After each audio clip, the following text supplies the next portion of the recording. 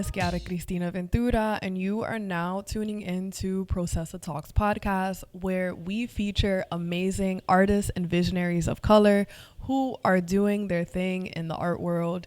Today, we have the pleasure of hosting a conversation between artist Diana Eusebio and scholar and poet Dr. Omaris Z. Zamora. Today, they will be talking about a special exhibition that's opening this month at the Arts and Culture Center in Hollywood, Florida. The show is called Alchemy, Pigments of Probability, and it will be featuring all works by Diana Eusebio, and Dr. Omaris Zamora is writing the text for the show. So just a little bit about Diana and Omaris. I'm just going to go ahead and read their bio, and then we're just going to jump into the conversation. So Diana Eusebio is a Peruvian Dominican multidisciplinary artist based in Miami. Her artistic practice is centered on color and its cultural significance. She researches natural dyed textiles from indigenous Latin American and Afro-Caribbean traditions, recognizing their connection to nature and their role as carriers of ancestral wisdom. Eusebio's fusion of ancestral and modern techniques, including dyeing and photography, contributes to contemporary cultural preservation and celebrates the rich heritage and pre-Columbian knowledge embedded within these communities. Her work is a powerful testament to the enduring cultural tapestry of these regions. Dr. Omaris Z. Zamora is a transnational Black Dominican studies scholar and spoken word poet. Her research interests include theorizing Afro-Latinidad in the context of race, gender, and sexuality through Afro-diasporic approaches. Dr. Zamora pays close attention to how they embody their Blackness, produce knowledge, and shift the geographies of Black feminism. I am so honored to have Diana and Dr. Omaris Z. Zamora onto the podcast. So without further ado, let's hop into their conversation. Hi, my name is Chiara Cristina Ventura. This is Processa Talks podcast, and I have the pleasure to be sitting here with Diana Eusebio and Dr. Omaris Zamora, who will be taking over the podcast for today. They're going to have a lovely conversation about Diana's solo show. I'm so excited to hear what you will be talking about and to learn more about the show. So I'm going to pass the torch over to Dr. over here and have a beautiful conversation. Thank you so much, Chiara, for having us here in your studio. Yes, thank you so much for letting us, kind of crash Processa and be part of this conversation. I'm really excited to be here and to continue some of the conversations that Diana and I have had about her amazing work.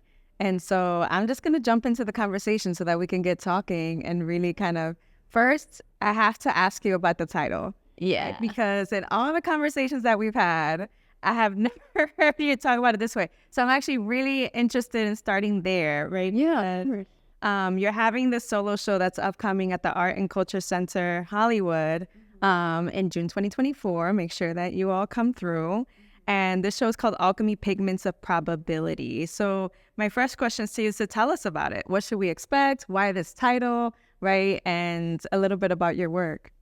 Okay, so the title is really encompassing years of research that I've been doing around the indigenous art of alchemizing plants into color. So a lot of the research in a lot of these past few years looked like me going out into natural landscape, looking for plant material, bringing it back to the studio and seeing what happened, seeing what colors came out of the land. And I was sourcing from Miami, DR, and Peru. So that's the idea behind these pigments of probability. It's the idea of what can I create from what's around me, and also how can I recover these indigenous traditions that have been around forever and haven't been well recorded. So it's really exciting because this exhibition will showcase 7 different color schemes that I've been able to create from my landscape around me. And it will look like a bunch of quilts that are fabrics that are dyed with different color schemes, very colorful show. And then we're working on this amazing text that will have all 7 recipes of each dye. So I want to share that knowledge with people. Awesome. That's really cool because it almost reminds me of our ancestors kind of going out to look for herbs, right, for healing, right, or to tell our stories or to create, right, in many ways, encantos or in some ways magic, right, to kind of create change in our future and in our present. So it reminds me a lot of that. And I think it's so interesting how you're kind of recovering that tradition in your own way and from your own place. And so I'm really curious if you could talk a little more about what are these 7 different colors that you're choosing, where they come from, and why you chose these particular ones. So it was a long time coming, a lot of experiments like I just described, but essentially the 7 colors go through the whole color spectrum. So starting with Cochineal, which will give you beautiful reds and pinks, magentas, then avocado seeds that give you these beautiful like beige-ish pinks, like a earthy pink. Moving on to Bija, which will give you orange, beautiful orange. Spanish moss, yellow. What else? Jagua will give you kind of like a blue, a muted blue, indigo, vibrant blue, and then Palo de Campeche is like a purple. And that one is something that I'm like still like experimenting with right now, and it can give you a range of colors. So I really go through the whole spectrum of color through different dyes and looking at these 3 places that I'm from. Wow. So when you say that it comes from the 3 different places that you're from, I'm assuming that would be Dominican Republic, Peru, and Miami. Yes. Right. And so I feel like that's really cool that you choose these different materials and natural dyes to work with. And I'm also curious about the research and the approach that you have had in working with these plants and materials, especially because I know that sometimes you might have a particular vision or plan in your process with these materials, but it can be a little different. So I'm curious about, for example, the differences between how, let's say, cochinilla might be in Peru, but very different when you work with it, let's say in Dominican Republic or in Miami. Like, I guess I'm wondering if we can think out loud about how these 3 different places, right, and how you're drawing color from these places takes on new meaning for you as a Dominicana, Peruana from Miami, right, and what story you're telling, right, in creating color from those places. Yeah, I mean, Cochineal is a great example, so I'm glad you mentioned that one because that's where everything kind of started from. So it was the idea of working with Cochineal out of its context, out of Peru, in Baltimore back in undergrad, that really jump-started my fascination with the dyes and my urgency to kind of tell the stories around it because I felt like those things were lacking. So there wasn't the stories around, going into the backyard and taking it off of the cacti tree like my mom would tell me she did growing up in Peru, to like then take the cochinilla to the market and sell it and then use that money to buy a new pair of shoes and do, there's like all these stories around the colors itself and the uses of it and then its whole history behind it that I felt like I wasn't getting in these institutions when they were teaching me how to technically create color and how to, use the natural landscape in my art practice. So Cochineal is like the beginning. Red is my favorite color. It's the history of my mom, I think, my mom's family and my heritage on her side. So I think when I started to think of Cochineal and dyes outside of their places of origin, that's when my mind started tinkering. And I was like, how can I tell these stories? How can I express these things to people and show them that we need to preserve the stories too? It's not just about the color.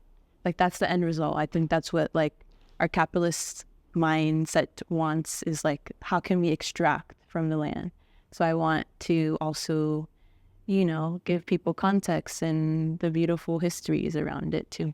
Yeah, no, that's really wonderful because I mean, what you're saying really reminds me of a couple different things, right? And here I'm thinking about how you're preserving these stories, right? But also you're creating new ones as well, right? Like you are taking on these kind of traditional processes of creating natural dyes, but you are also creating stories in your work, right? And so I wonder if you can talk a little bit about what are the stories that you tell in your processes of using the natural dyes, right? As you just described with the Cochineal and your mom.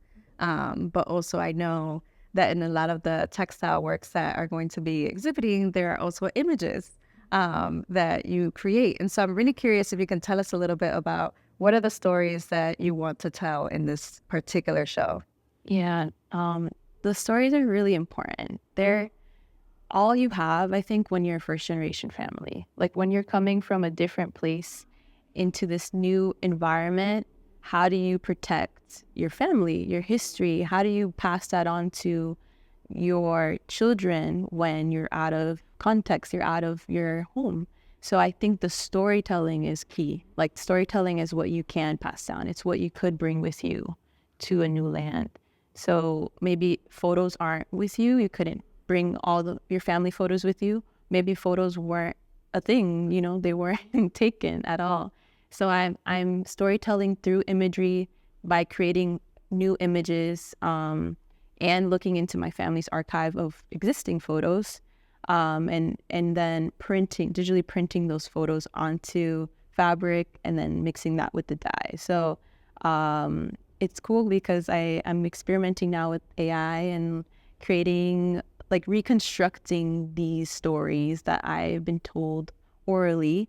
I want them to become visuals. So writing in prompts into AI that of like basically what my dad would tell me his childhood was like, of what my mom's childhood was like, and then creating images and, doing that whole process of mixing it with the dyes. That's kind of what it looks like. Wow, that's really interesting because I like to think a lot about the notion of the archive and thinking about our ancestral lineages, our family histories and stories, right? And thinking about the ways, especially in diaspora, right? Folks who are from the Black diaspora, folks who are from the Latinx diaspora, right? Immigration, that kind of thing. Like you said, a lot of times our families come to different countries or forced, right, migration or enslavement, right, and the ways that many stories or archives are lost, right, whether there is a lack of photos, a lack of written text, right, or even the fact that many of us sometimes can't even trace our lineage, right, of like we don't have an extensive family tree, right, we can't even map that. And so I think it's so beautiful the ways that you are taking on and using the technology of AI, which a lot of folks would have questions about, like, oh, the AIs are going to take over the humans. I'm that's another question that I'll follow up with. But first, I'm really curious, in thinking through or like talking about how you're using AI to basically, as the great Sadia Hartman would write, critically fabulate, right? To critically really kind of engage with the technology to create, right, an image of something that doesn't necessarily exist, but it doesn't mean that the story doesn't exist, right? And so you're really kind of using the technology to create this visual imagery to tell that story that is real, right, and that did happen. So I find that very interesting in the ways that you're creating that knowledge, right, to make sure that we remember and that we know, right, and using also such material, right, with the textiles to make sure that it's also material, right, that these histories are material as well, right? And so I find that very interesting and compelling, right? And to me, that's one of the things in your work that I love. It was like the ways that we can really make sure to remember that, like, we were here, we still are here, and we're going to continue to be here, right? And so going back to the AI question then, it's like, how do you respond to folks who might be like, oh my goodness, but AI and technology is going to take over humans? Like, how do you, I think it's really interesting the way that you're working with that. I'm curious as to how do you reconcile those thoughts and what thoughts you can offer in terms of your usage with the technology and this particular practice? So it's a question with a lot of levels, I think, because when you think of AI, there's different reasons why people have hesitation when it comes to using that technology. I think one of the reasons is that people think it's going to replace the human hand and art in itself. Like, if you can create images in a snap, then why do photographers exist, and why are they making these visuals if we can all make them? But I think that same argument was had when photography became a new medium, right?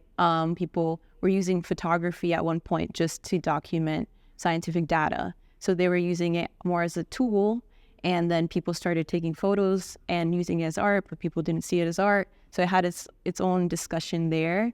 I think that these things are all tools. I think that they're all tools that can be used in specific ways, like in our favor. But I think if we're fearful of it, we don't really get a chance to experiment with it. And I think, so another level to that question, I think, is the fact that AI sometimes isn't inclusive. The idea of like creating new realities and new visuals, immediately when you're typing into a prompt into AI, a lot of the visuals of people will be white people. You'll get images of like people, rarely of people of color. So I think in my work, I have to be specific.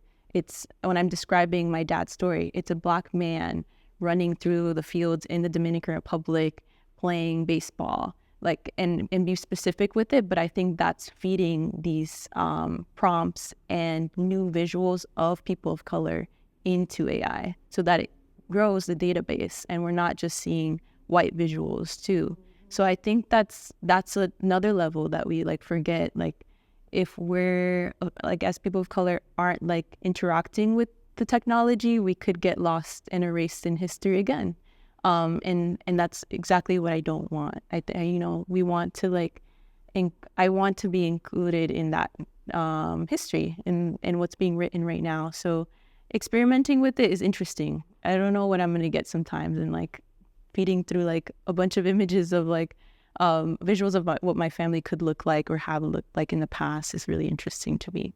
Wow, that's a really interesting way to think about it and to engage with it, right? Because it's almost like you're telling the AI, hey, there's Black people here, there's Indigenous people here, I need you to create that visual, right? And so it's almost like you are also creating the archive, right? And not using the technology, but also literally in the work itself, right? And telling these stories.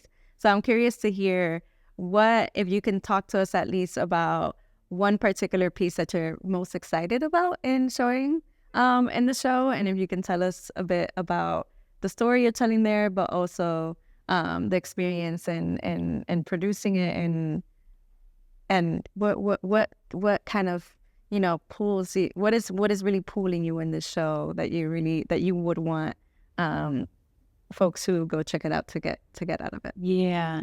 Okay. So what I'm super excited about is just the presence of all 7 dyes in one room. Just like all of them all there, and they're all mixed and matched. Like some of them are mixed together, so you're making green out of yellow and blue. It's not just like they're separate. So it's a lot of things going on at once, but the mere fact that all of them are there, I think it like is a culmination of all these years of research that I've been doing. And then I'm super excited for our text. I think that having text is so important in recording these histories and like making sure that this is accessible to more people, that people can continue to use the dyes and these textile traditions and pass it on in an easy format. Like we can hand out a pamphlet at the show. And I'm working on screen printing the dyes into text that will be like read as the recipes on paper. So that's another new type of method of using the dyes that I'm excited about. So I'm just excited to share this knowledge. It's been a long time coming. A lot of research has gone behind it, and I'm just excited for everybody to be able to also use the dyes. We're doing a workshop with the community in Miami, so there will be an opportunity for people to actually get their hands on the dyes and then see for themselves how it feels. And people just like turn into kids when they start handling anything. And it's super exciting. I always feel like such joy comes out of those experiences and sharing that knowledge. Yeah, no, definitely. I remember I got to go to one of your workshops last summer at Light Arts, and I definitely felt like a kid in the kitchen. I mean, I love to cook, but like being able to like get my hands and dyeing and working with the natural dyes was really exciting. And I still have my tote bag, and I get the yarn with your tote bag. Yes, I love that tote bag. I get so many compliments on it. And I'm like, well, actually, let me tell you about this artist. Right. So it has become a conversation piece. And it's such a natural way for people to like be introduced into this like way of making. Like, I think like you can have a tote bag on your shoulder and then you have all these questions around it. And people get their minds going, okay, like I can make color out of this plant. And they see the natural landscape around them in a different way. So that's what it's all about. 100%. I mean, I know I would never look at Spanish moss the same. And it was really fun to work with the different natural dyes. It was also, I remember, scary because I remember you had us working with indigo and how it's this kind of live dye and how sensitive it can be. And I was like, yeah, this dyeing thing is not for the weak of heart, especially when you want something very specific out of it. So thank you for having that workshop. I'm really excited to see how folks in the community will engage in the workshop and in the recipes, especially because in many ways, the recipes that we're going to be putting together for the different dyes is going to be exciting how you insert, right, your process, but also where you come from and your identity. And so I want to wrap up our conversation with asking a question about identity and about how you are thinking about as an artist working with these natural dyes that are local both to Dominican Republic and Peru and Miami, right? How working with these dyes have informed your identity, but also how does this experience speak back not just to you but to your community? I think how it's related to my identity is that I think what I was saying before is that there is like this loss of context around the dyes itself. So what I'm super excited when it comes to sharing this knowledge, I'm super excited about like inserting that back into the conversation. So the recipes in itself, like this written text that we're going to work on, we're not just like writing like a typical cookbook, like add a pinch of salt and add this, and we're also adding that context back into it. We're adding that knowledge, so it will be poetic in a way, and it'll have that information on, like where we could source it. And this bug likes to live in the backyard of families in Ayacucho, Peru, and it's a source of income to the families when they need a new pair of shoes. Like things like that you wouldn't think about when you're working with this natural material. So I think that tie is there, like between identity and the actual technical approach to the dye itself. Like that line is what I'm really excited about. Yeah, no, that's really exciting, especially kind of bringing back that cultural context to the materials and the natural dyes. Because I know I, for one, will never look at these natural dyes and materials the same way because now they have gained new meaning, right? Thanks to the work that you're doing. And I hope that that's the case for a lot of folks who get to engage with the work in June as well as the workshop. And so I'm really excited to continue seeing everything you're going to be putting together and kind of the new meanings that the show and the recipe and the text is going to take on for you, for me, and for folks who get to really engage with the show. So thank you so much for this conversation. I'm super excited to engage with folks and to continue to collaborate with you. And I really feel like your work kind of always illuminates me in thinking through place and identity and culture, particularly for folks in the diaspora and the multiple diasporas, the Dominican diasporas, the Latinx diasporas, the Black diasporas, right? And really continuing to expand, right, how we exist in the world. Thank you so much. And I'm so glad that we got to like overlap here in New York and have this moment to discuss everything that we've been working on for a while. Yeah, no, thank you. And thank you again to Processa Art Podcast and Kiara It's been really great. And yeah. Thank you for tuning in to another episode of Processa Talks podcast. If you would like to follow us on Instagram, follow us at processa.art or visit us on our website on processa.art. We are cooking up a lot of things here at Processa, so if you would like to stay in touch, please go on our website and sign up for our newsletter. Well, till next time, mwah, and have a beautiful day, week, month, and life. Bye.